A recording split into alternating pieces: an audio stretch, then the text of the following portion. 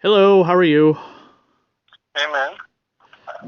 Your movie, The Neon Demon, is one of the most messed up psychological thrillers to come out in recent years.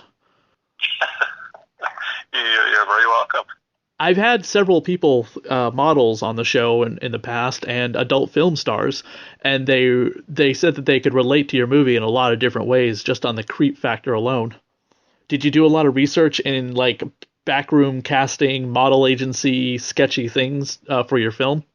I mean, whenever there was any kind of authenticity in terms of the fashion industry, I would use Abby Lee, who plays Sarah, who was a supermodel herself. So, but so of course there were some minor research elements.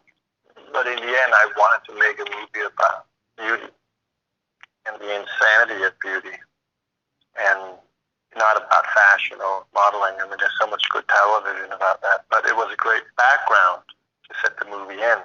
So it was like a fairy tale landscape. What made you want to cast Ellie Fanning in the role?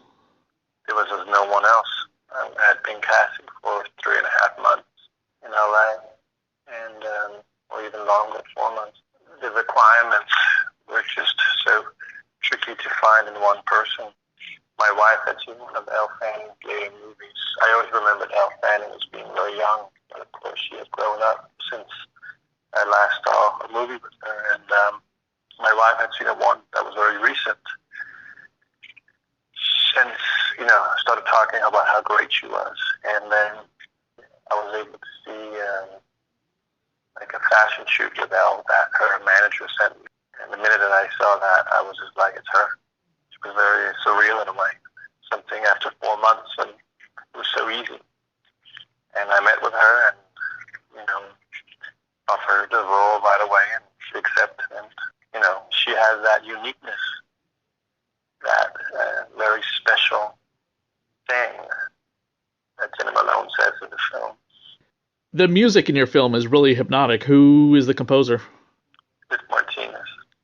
Did you have some influence in the music and how you wanted it to be? Because it's really like hypnotic and insanely eerie. Oh yeah, we would. I mean, we met together on. I hired him on Drive, and that's when we started our collaboration, and a very big part of my film universe. Where does the title "The Neon Demon" come from? Where did you come up with the title? One night I did a word playing game, and I wrote down various words on index cards. I was trying to come up with the definition of the entity of the film, and I liked the combination of neon and demon. Is there any one particular scene in your film that really sticks out for you? It's hard to say for me.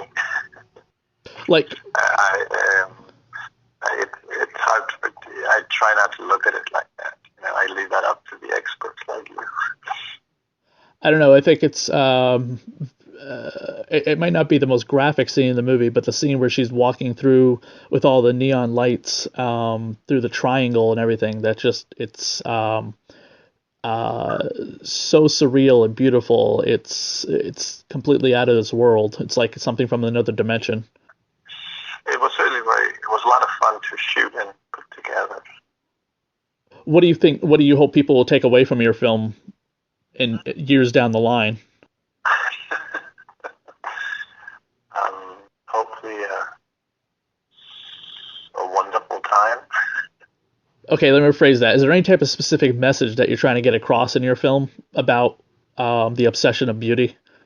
Well, it's not so much a message. It's more what I think will prophecy, and that is that we're so obsessed with beauty, and it will never disappear. It will only continue to grow. But the longevity of beauty continues to shrink, and it's becoming younger and younger. So I presume essentially it will feed on itself. How else could it become a circle or a triangle? When you do a film as dark as this, when you're done with the film and all the process of making it, do you kind of go on like a, I don't know, like a happy bunny cleanse? just get yelled at by my kids a lot. That's usually gets you back into sanity. So your kids help restart your happy, bright, shiny juices, so you're not like immersed in the darkness so much. You just have to look at the world in a positive way. You know? What was a movie that influenced you growing up that made you want to be a filmmaker? God, there's probably been a few. Name them. The first film I ever saw was the first film I ever saw when I was like 6. I think it was like the movie Fat City by John Huston, and it had a very strong influence on me. I think probably It's a Wonderful Life. I mean, that film I very much enjoy watching. So it went from It's a Wonderful Life to The Neon Demon. I guess people can make some type of comparison to, beauty and fantasy and what you perceive your reality is and what it should be. Yeah, I think, I like, I'm just very much fetish.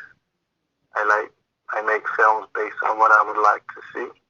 Your film definitely has a fetish-like quality to it. I was at a club, and it was a BDSM club, and they were playing clips from your movie, I think from the trailer, on the screen as a montage through What kind of club? BDSM club.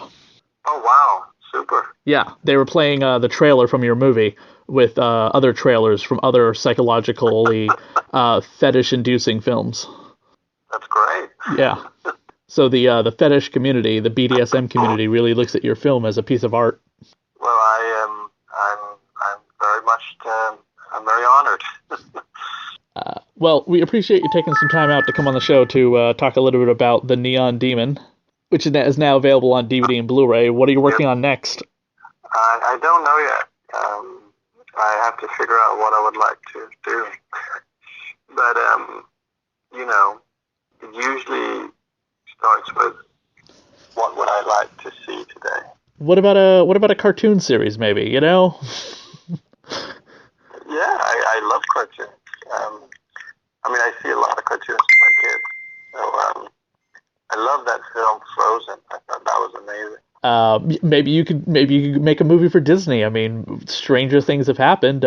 James Gunn used to work for Trauma Films, and now he's making Guardians of the Galaxy. Maybe you can work on some very happy Disney princess movie about beauty and the destruction of oneself.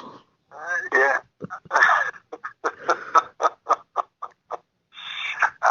Sure. I mean, if you can do the pushing, I'll certainly show up for the work. There's probably a bunch of Marvel movies